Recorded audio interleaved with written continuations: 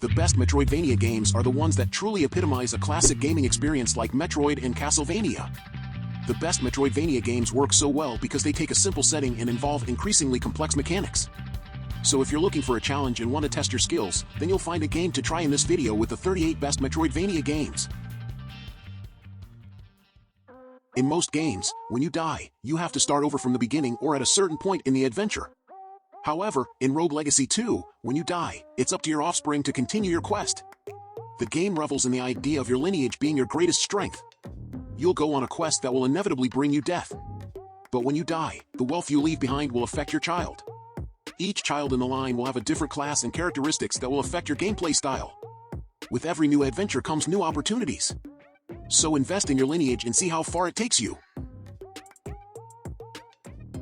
You don't have to know the Toho series to enjoy Luna Nights, a short Metroidvania with some really cool skills, including the abilities to freeze and slow time, which are absolutely central to making it through in one piece. This is also a game that offers more in the puzzle department than use skill to open the path, and to top it all off, it doesn't hurt that this game is gorgeous, boasting marvelously smooth pixel art throughout. One look at Tunic will reveal how unique of a game it is. The title mixes classic isometric titles with challenging gameplay to deliver an experience that gamers will adore. You play as a young adventuring creature who heads to an island to seek out a mythical treasure. But you must learn how to adventure and find this treasure on your own. The manual to the game is written in an indecipherable language. Plus, you only get it one page at a time, so that won't be much use at first. So keep your head on a swivel, look for new clues and items around every corner, and see where this adventure takes you. Superland is a game that really pushes the boundaries of the genres it finds itself in. It's a Metroidvania, but one that doesn't follow the side-scrolling ideals of the games that paved the way for it. There's a childish nature to the game, thanks to the setting, but that doesn't mean it isn't fun for adults to get into it. It's an interesting mix of tense combat, puzzle solving, and a bit of platforming here and there. No game fits between genres so easily as Superland does.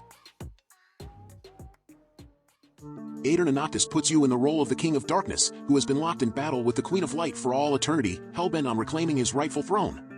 This literal struggle between good versus evil has continued for all eternity, but can the cycle be broken? Platforming is a special focus of Aeterna Noctis, and it's honestly pretty challenging, but it scales up at a fairly set pace and complexity throughout. It's not quite grappling with Celeste's platforming mastery, but it's surprisingly close. Plus, it features some incredible action set pieces that rival the Ori games, though lacking the same flowing movement and breakneck pace present in the Ori set pieces.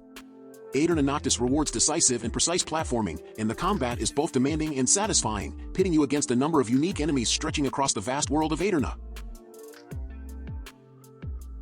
The Messenger isn't a Metroidvania. First and foremost, it's an action platformer that turns into one halfway through. Meant as a modern take on Ninja Gaiden, it's all about becoming the ultimate ninja, using your sword, grappling hook and, most important of all, the Cloud Step ability. With it you can not only double jump, but also gain height if you hit something with your sword in mid-jump. It's difficult, of course it is, but it's also so much fun thanks to the amazingly responsive controls. Each dungeon comes in a present version that has 8-bit visuals and music, while the future is fittingly in 16 bits. It's a cool gimmick, but one the game could perhaps have done without, as it leads to quite a bit of dungeon recycling. The story is far more than a gimmick though, and actually captures the feeling of being a hero fighting an ancient curse quite well. Instead of playing as a noble heroes, players take the helm as a monstrous parasite in Carrion. This game flips the perspective of the player as the bad guy, and we are given an awesome monster to play as. Being created in a lab underground, players burst out of their container at the beginning of the game and kill everyone in sight. You will explore caves, ruins, passages, and much more, all while ravaging through soldiers and scientists. The gameplay feeling of grabbing a soldier or scientist and reeling them in as you chomp on them is like no other. Carrion also adds some puzzles here and there to keep the players not feeling too stale. However, sliding around the walls and passageways is the most fun part of this game, and once you try it, you'll know what I mean. FIST, Forged in Shadow Tech, just launched into the marketplace at the time of writing this description. In this game, players are tossed into Torch City, a once lively location inhabited by animals. However, when a legion of machines stormed in Torch City was taken down. Forced to abide by the new way of living, Raiden discovers that his friends were arrested. So now it's time to dress back in uniform and once again create a resistance war with hopes of defeating the Legion. This is a 2.5D video game that has players finding an assortment of unique weapons to use against enemies. Everything from a giant mechanical fist, drills, and whips can be acquired as you progress. It's all about figuring out what weapon is best to get the job done. Expect plenty of combat, puzzles, and platforming while exploring this in-game world. Sundered stands out, not only due to its incredibly gorgeous art, a trademark for developer Thunder Lotus Games, but also for how chaotic it is. At any given time the screen is absolutely filled with enemies, and you have to be both quick and calm to make it through. At the same time, the difficulty is forgiving enough. Use the Metroidvania definition of forgiving to accommodate such combat without being punishing. You rarely have to walk far and you don't lose your items. The focus is very firmly on combat, so Sundered may feel repetitive at times, but in a genre all about trying again and again, it's very good at offering palpable, satisfying progress. Shadow Complex is a 2.5D video game that initially launched as an Xbox 360 exclusive. But, of course, now the game has been moved onto other platforms such as the Xbox One and PlayStation 4. Overall, this is a game based around a couple, Jason and Claire, as they go off to explore some caverns. However, Claire suddenly goes missing, and Jason finds a massive underground complex full of soldiers. To find Claire and escape, Jason will have to explore the complex and take out any enemies that pop up along the way. Of course, being an underground complex bunker, you'll come across some useful advanced gear to help Jason get through enemies and even locations around the map. If you're after a challenging Souls-like Metroidvania type of game with some oddity narrative attached, then give Grime a chance. The narrative is a bit abstract. You're essentially playing a random statuesque guy with a black hole for a head. Meanwhile, the world around you is grotesque and just unusual for the lack of better words. You'll meet several different characters along the way, and you'll slowly pull back interesting lore. The gameplay is solid as you explore the world, find treasures, make platforming jumps, and fight bosses to acquire new powers. Again, there is some Souls-like gameplay here as well, so you'll spend some time in the inventory screen going over the different items, armor, and stats before you progress towards the next significant enemy encounter. A grim and gory take on the Metroidvania genre. Blasphemous takes you to Custodia, a land thrust into chaos as something called the Sorrowful Miracle takes hold. As the Penitent One, you use your speed and mighty sword to lash out against the monsters and bosses that have all been twisted by said miracle. It's a fun take on the genre, and it often feels like the next logical step after greats like Castlevania. If you want a Metroidvania game with more of a push toward mature themes, don't miss out on this one. Blasphemous 2 sees the return of the Penitent One, the player character from the first game, as he sets off on another dark and holy adventure across the cursed lands to prevent the rebirth of an ancient curse named the Miracle. Blasphemous 2 improves on quite a bit over the first entry, bringing a ton of polish and incredible pixel art and animation, including new weapon types and combat styles that add a great level of variety to the experience. The gameplay feels a bit easier than the first game, which is welcome to many players, as Blasphemous 1 could sometimes be a bit overtuned on some of the boss fights, but the actual narrative world building and atmosphere in the first game outpaced the sequel. All things considered, this game is a bit more accessible and leans much more into the Metroidvania elements than the first, giving this game a slight edge. It's no surprise that there are so many Souls-like games available in the marketplace today. This gameplay setup is brutal and provides players with a real challenge. Another Souls-like game that blends in fierce and unforgiving combat with Metroidvania gameplay is Salt and Sanctuary. Within the game, you're taking the role of a sailor that is shipwrecked on a dark, uncharted island. With no one around to help you, our protagonist must venture through the dangerous traps and hostile enemies that lurk on the land. This is a game based on dodging and successful parry attacks. Owlboy is another Metroidvania with gorgeous pixel art that deviates from the standard formula. Instead of skills or weapons, Owlboy uses his friends to fight for him, carrying them around in mid-flight. Don't worry, there are still puzzles and different pieces of equipment, and a great variety of enemies. Overall, this is a gentler game for this genre, more reminiscent of great SNES-era platformers like Donkey Kong with their lush presentation and occasionally frustrating navigation. As such, this is definitely recommended for a younger audience, maybe not so much for genre diehards looking for the next thrill. In 2006, we received a new Castlevania video game for the Nintendo DS. This was Castlevania: Portrait of Ruin. In this title, we're thrown into 1944 during World War II. This is a familiar story here with the conflict between Dracula and the Belmont clan. What is different with this installment is that within the castle, there are various paintings available. These paintings are essentially portals that will unlock different areas around the castle. Of course, getting through the structure is a bit of a puzzle as you'll constantly have to explore and backtrack, but that's what makes a Metroidvania game. A few Castlevania games hit the Nintendo DS platform, and Castlevania: Order of Ecclesia is one of the last installments for the platform. Likewise, this was one of the latest games in general for the franchise. This game launched in 2008, and after 2010's Castlevania, Lords of Shadow launched, we've had a few years before the next major release. Within this game, we're tossed into the 1800s while the narrative takes place after the events of Castlevania, Symphony of the Night. With the Belmont clan gone, several orders are established to defeat Dracula, should he ever return. You're taking the role of Shanoa, one of the promising members of the Ecclesia Order. Set to participate in a ritual that would grant her powers to stop Dracula, the event is stopped early. With Shanoa losing her memories and emotions, the only way to complete the ritual and equip the powers needed to fight off Dracula's return is to find the stolen ritual pages.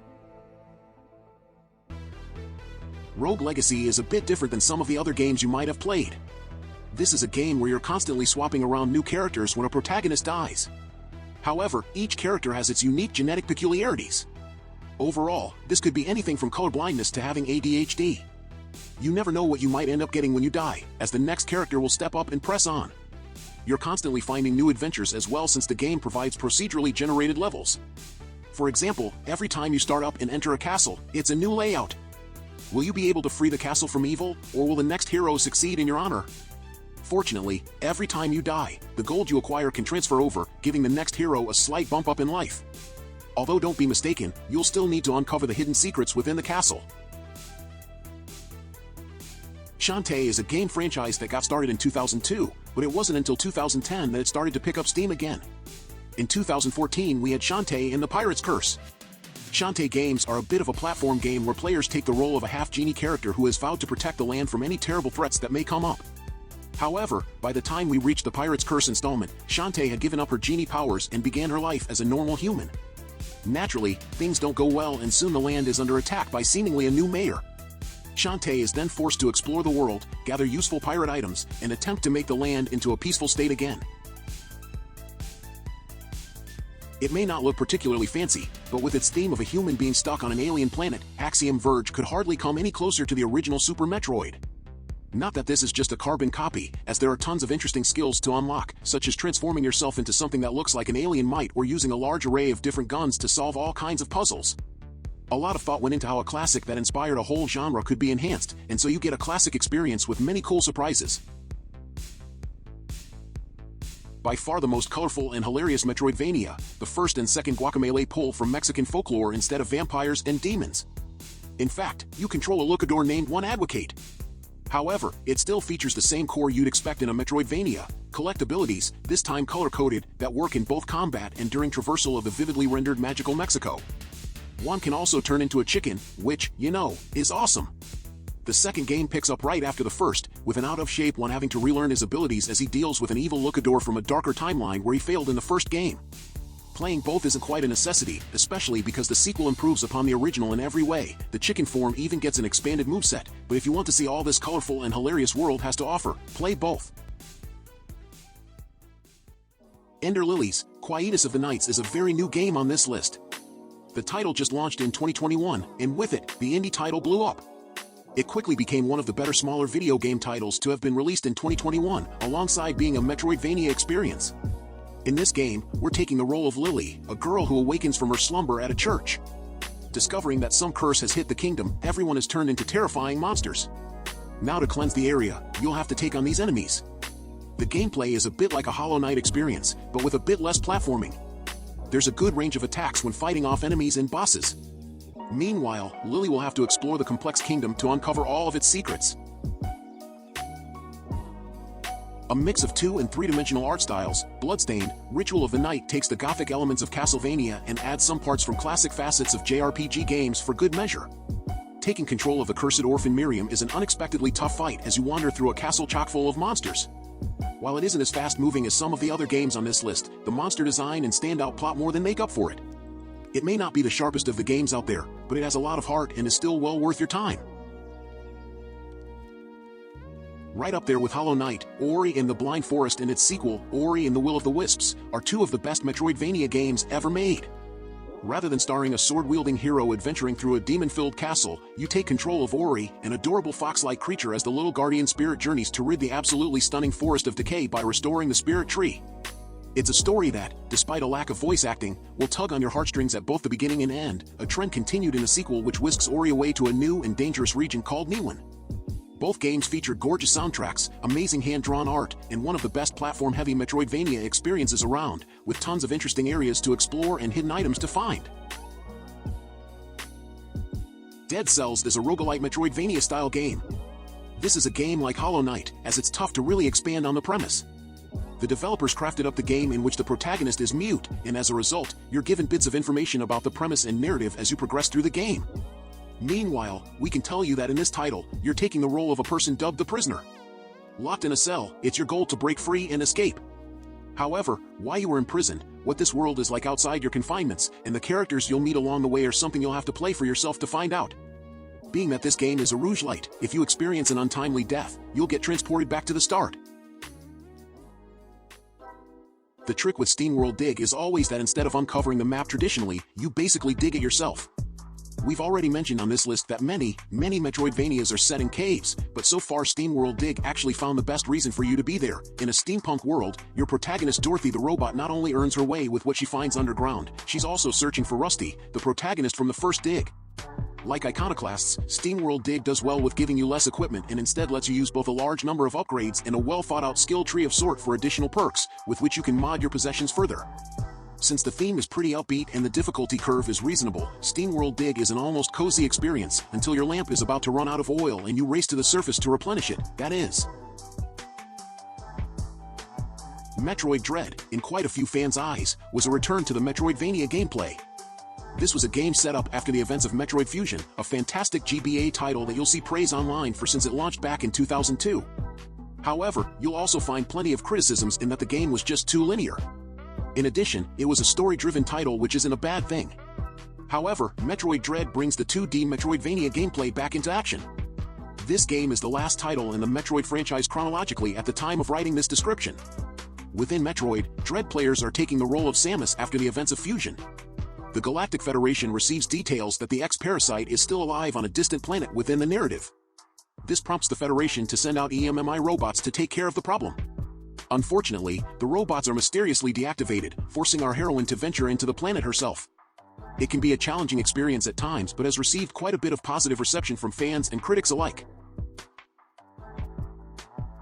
Metroid Fusion isn't the best Metroid game on this list, but it earns its place for being a competent game with fantastic level design and some real cool narrative moments that make it one of the most story-heavy Metroid games around. The game is criticized by many for being far too linear and directed compared to other Metroid games, as you're primarily navigating a well-organized space station trying to stem an outbreak of the X-Parasite. Navigating gets a lot more interesting when systems begin shutting down across the station, and you must find routes between levels outside of the more mundane elevator system. If you're looking for another Metroidvania with a touching story, try this one about an amnesiac robot soldier who sets out to rescue the creatures he was originally sent to kill. There isn't a whole lot of backtracking in Cave Story, and that's a good thing, seeing as it's absolutely massive.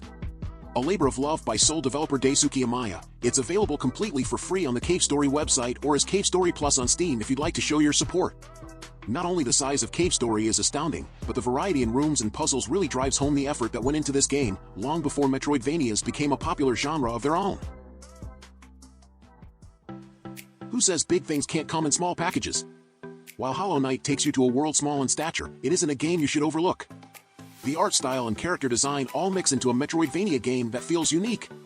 There's a cute atmosphere to the game that is immediately at odds with the violence and corruption that pervades the world around you. It may have come out of the blue, but Hollow Knight has made a name for itself in the genre. For quite a few Castlevania fans out there, Symphony of the Night is ranked at the very top. This is because Konami managed to get so many things right with this installment. This game franchise started in 1986, and the 1997 release continues to receive praise today and recommendations for those who might have missed out on it.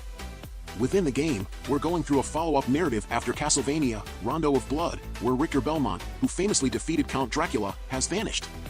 Now the mysterious Dark Castle has reappeared. Alucard has arrived to destroy the castle. In this game, players could freely explore and find all the hidden secrets kept within the castle. Fans also praised the game for its twists and turns, enemies, atmosphere, along with the soundtrack that came with this installment. Fortunately, even though this game initially launched back in the late 1990s, you can still pick it up on more modern platforms, along with smartphones. After all, you don't want to pass up on a game that is often credited as a title that helped pave the way for the Metroidvania genre. Who doesn't love a good Metroidvania title? That's what we thought. Have a Nice Death puts a nice twist on that concept alongside roguelike elements to create a unique gameplay loop. In the title, Death finds out that his subordinates at his workplace, Death Incorporated, and he's not happy about it. You'll move through the departments of this procedurally generated world and use your scythe and other weapon/abilities to rein in your underlings by any means necessary. The better you do in each department, the more options you'll have for combat. Battle these departments repeatedly until you finally bring everyone to heel. Or don't, and thus not get the vacation you deserve. For intergalactic bounty hunter Samus Aran, there's no such thing as an easy mission. In Metroid Prime Remastered, you'll see the start of the Phazon saga with updated graphics and mechanics. You'll head to the mysterious planet Talon 4. There, the villainous space pirates, headed up by Ridley, are trying to do experiments with the Phazon substance. But what are their end goals? What makes Phazon so powerful? Furthermore, what makes Talon 4 so dangerous? You'll find out after you end up on the planet and have to search its remains to expose the truth, regain your abilities, and stop their plans. It was only a matter of time before this franchise embraced the open-world feel of numerous other games and made it their own. Star Wars Jedi Survivor will have you play Cal Kestis again, and you'll once again explore the numerous worlds, moons, and stations of the galaxy far, far away. However, this time, you'll get to go to places with a bit more depth. Specifically, you'll go to worlds where you can go off the beaten path and unlock new side missions. Or, you can return after learning new powers and abilities and see what new options you have available to you. So don't be afraid to take a beat and see what these worlds offer you. The original Metroid, 1986, was an instant classic, and despite establishing many of the principles of what would become the Metroidvania genre, the game suffered quite a bit from the technological limitations of the NES. Metroid Zero Mission is the 2004 remake of the original Metroid but with updated graphics and designs to perfect that renowned but rocky origin. Zero Mission smoothed out the design issues present in the original and even added some additional narrative beats to flesh out the game. It also introduced Zero Suit Samus, which has become something of a fan favorite ever since. Brazilian studio Long Hat House tried something a little different, a Metroidvania in which you teleport instead of jumping. New abilities unlock throughout the story, and by defeating enemies and using the salt they drop as currency. Steeped in Brazilian mythology, Dandara takes place in a beautiful world that shifts around the map, another interesting concept that in practice can take time to get used to. It's a challenge, as many of its genre colleagues often are, but it offers a genuinely new approach in a genre that can otherwise often feel slightly static. So, did you like the games I recommended? So leave your like, subscribe to the channel to follow me and activate the bell because I post a lot of videos on this channel and you can't miss it.